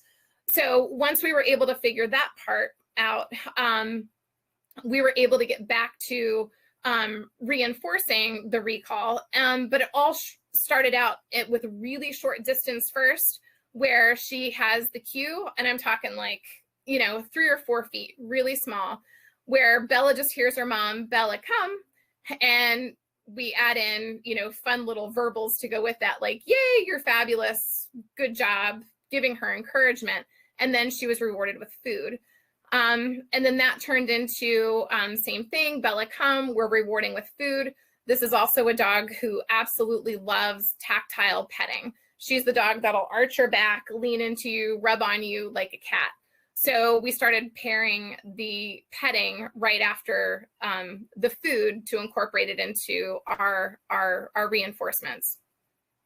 And then as we added in more, then we started at a little further distance, again, adding in more verbal encouragement along the way, still rewarding with food, and also petting. I think at that phase, we were starting to incorporate some of her favorite chews as a environmental go-to in the house.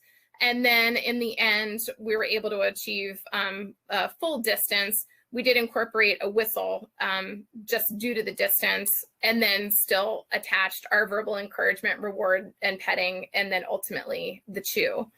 So how this comes together for you guys with training is at some point you do want to incorporate those secondary reinforcers.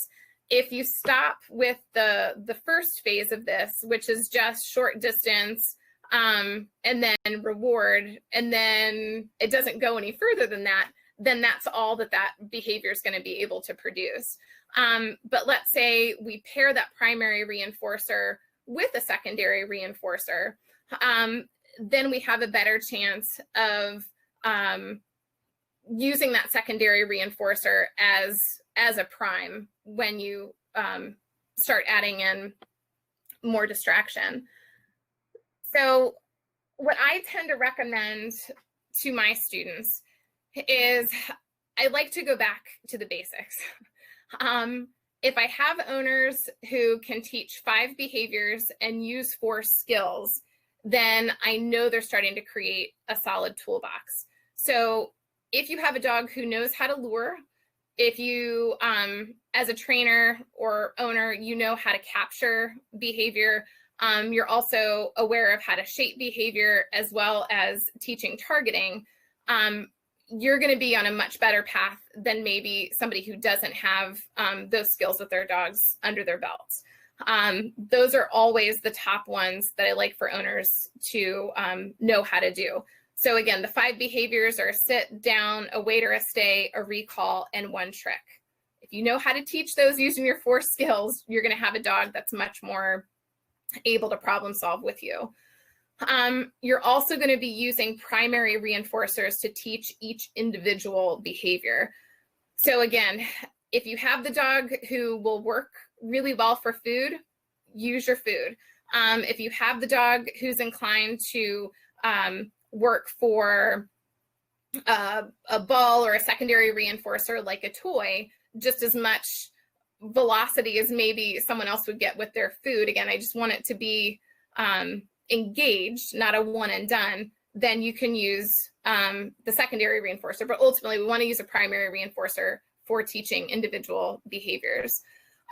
You're also going to use that continuous rate of reinforcement just to build strength to the behavior. I always have owners ask, like, well, how long does that take? And again, your dogs are all going to be different, but if we take the scenario of, can this behavior work inside, outside, into at least one different location, then you're on the right path. Once you can do that, then we can also start playing with the intermittent reinforcements, where maybe I ask for one behavior, a second one, and I reinforce for the third. So it's more of an every other means of reinforcement. I'm going to pause there for just a second, just so I don't go blowing through that whole slide, to see if there are questions up to that point. Nothing yet. Okay. All right. So then our, final pieces on this roadmap is when you build your history in different environments, again, just focus on your 5 foundation skills. If your dogs can do that in different environments, let's see what a really strong behavior looks like in a different space. And then you've got a good baseline to know how well your dog can perform in different areas. Also, you're going to be building in your secondary reinforcers with established behaviors. So of those 5, if you take your sit, down, stay, come, and a trick, and you incorporate, again, it can be the choice, whatever your dog has on their secondary reinforcers list, you can start to pair those in with those behaviors. So maybe it's asking for a spin and a twirl, and then I throw your toy. Or I do a spin and a twirl, reward, throw your toy. Whichever one is the most reinforcing for the dog, use first, and then build in the secondary after the primary. And then also ask for multiple established behaviors and reward at the, do some sequences. I typically don't encourage doing any more than 3. So of those 5, maybe I do, a down, a spin, and then a touch or something. And then I reward at the end of that sequence. I just want our dogs thinking that, oh, there's something coming next. My mom or dad's going to be talking to me in between, and I get the reinforcer just not too far down the line. So again, typically no more than 3 asked behaviors in the beginning. Oops. And always the common question as well is, what if a reinforcer is rewarded and it's not something that you ultimately wanted?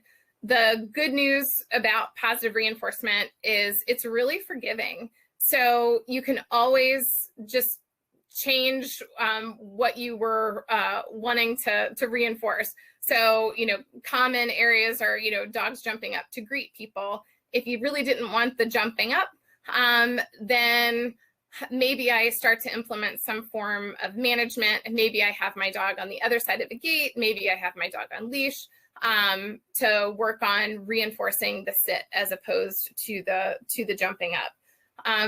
A lot of times too, you might need to adjust your timing. Sometimes, reward deliveries can be a little slow, or maybe the timing of the reinforcement was actually reinforcing the behavior that you didn't want. It's no big deal. Just pause for a minute, recreate your plan, and then set your new reinforcement and timing. And also increase your reinforcement history of any desired behavior. So the more that you do, the better. So if you've messed it up once, usually my plan is you're going to get it right the next 40 times, as long as you set your plan. So it's not going to derail your training. And then, as always, again, if you're not gaining desired results, or if the environment is too distracting, just change the environment so you'll have a higher rate of reinforcement for the behavior that you ultimately wanted. And I do feel like for those of you who are familiar with Bob Bailey, he also has some great articles specifically on reinforcement for multi-species training, and this applies obviously to all animals. But I've always liked his comment that, training is a mechanical skill. It does take practice. And like so many times on, even the agility field, I might have to have students go practice the movements and practice the cues without their dogs first, just so that way it doesn't interrupt their dog's learning. It's a team effort. Like when we're working with our dogs in any training scenario, it takes the owner's ability as well.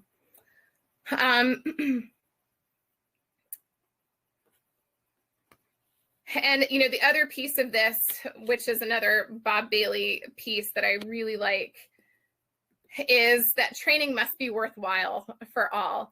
So if you find that you're going into training scenarios where you're like, this just is not coming together, again, go back to your toolbox, try some new reinforcements, even if you think they're completely obscure and off the wall.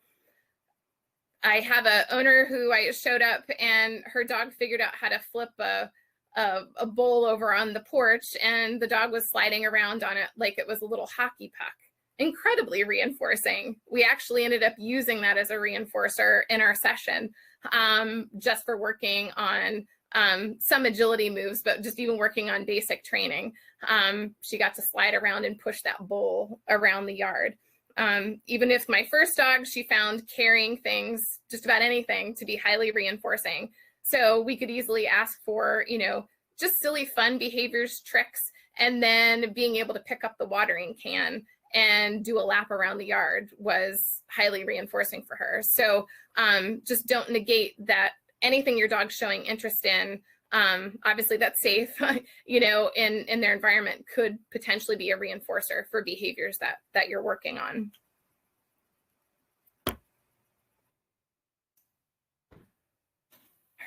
So to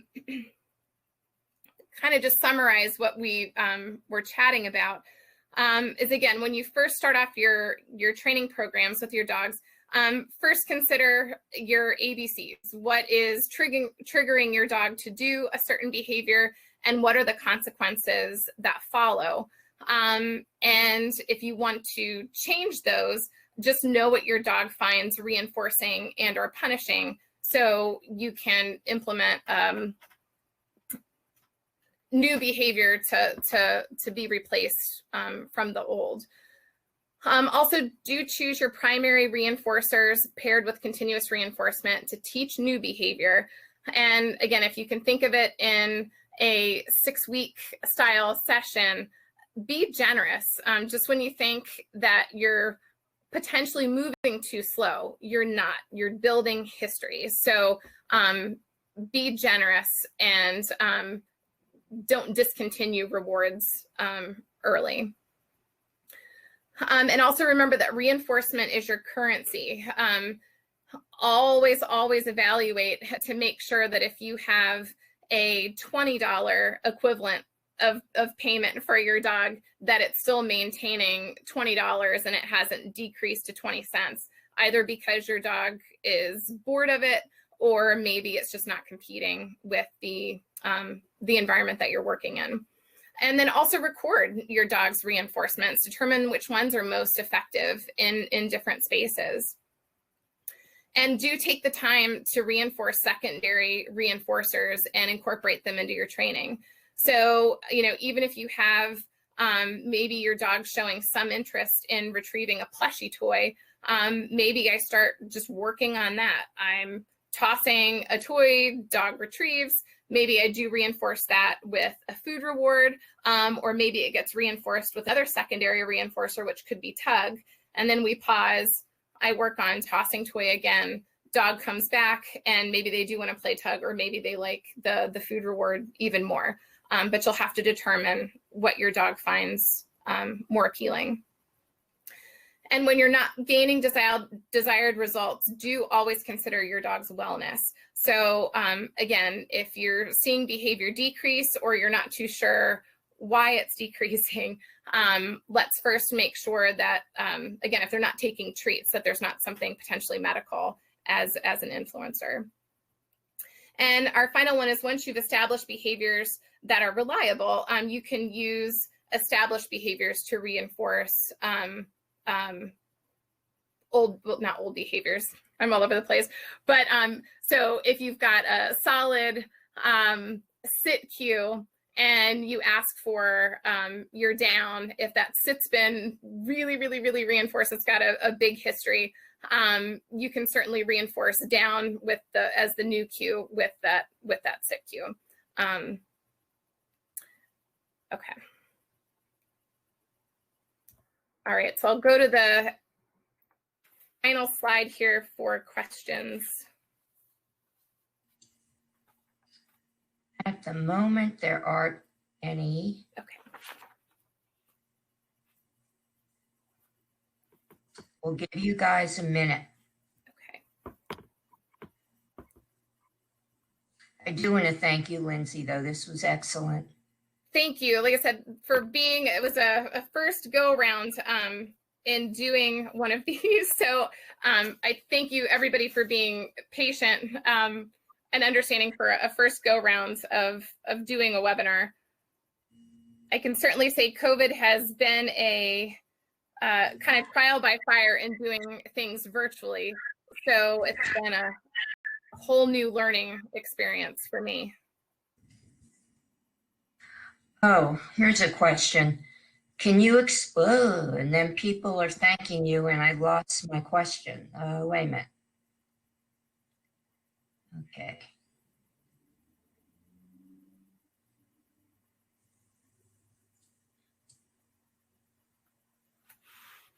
Can you explain what you mean by reinforcing a new skill with an established one? Absolutely.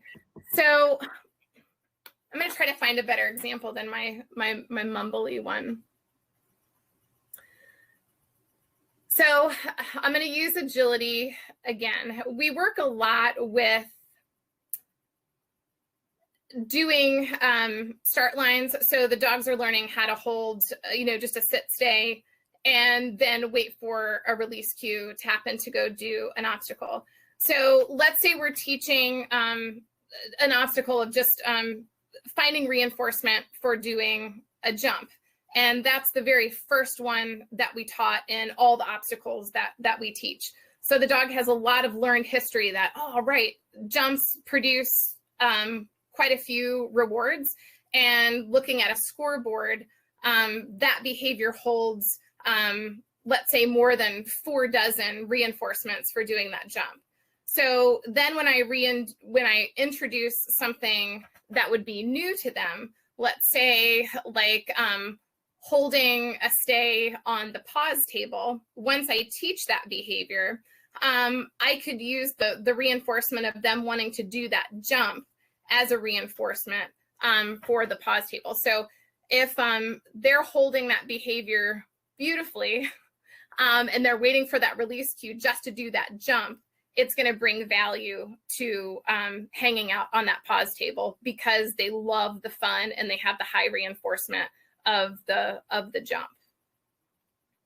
So I don't know if that helps. So anything that you put a lot of currency into, that's going to be a really, really strong behavior. And then if you have a behavior that's new, you can help reinforce that behavior by the dog getting to that well-established behavior. Rebecca says that her pup has a very slow recall. Can she speed that up with higher reinforcement treats even when there are no distractions, like when they're inside? Absolutely. You know, for a lot of students who are looking to improve recall, a couple things that I'll throw in there, and you can let me know if you've tried these or not, is I always want it to sound like I'm having a party and the dog's invited. So for me to sound extra annoying, I'll do, you know, Fluffy, come, yip, yip, yip, yip, here. I'll do a bunch of chatter, just aiming to drive up momentum, as long as that doesn't scare the puppy. The other thing that I'll aim to incorporate is body movement as a reinforcer. So a lot of times just turning your shoulder so they see the back of you. You can still keep an eye on them so you're making eye contact. But a lot of times just moving away from them can help drive momentum. I never ask for the dogs in the beginning to do a sit right in front of me or have to do any behavior once they get to me. I just want them making a really zippy beeline and then eating food right at my feet. So there's not a lot of slowdown. Like I want a bunch of momentum of getting over to me. So that's more of a handling helper, but certainly just I would absolutely bump up the payment value. So, you know, if you haven't tried whole proteins, go for it. See if that drives momentum. Any other questions, guys? I don't think so. So Lindsey, thank you very much again. And I hope we'll see you as a speaker again in the future. Thank you so much, Deborah. And thanks to listeners. All right, take care.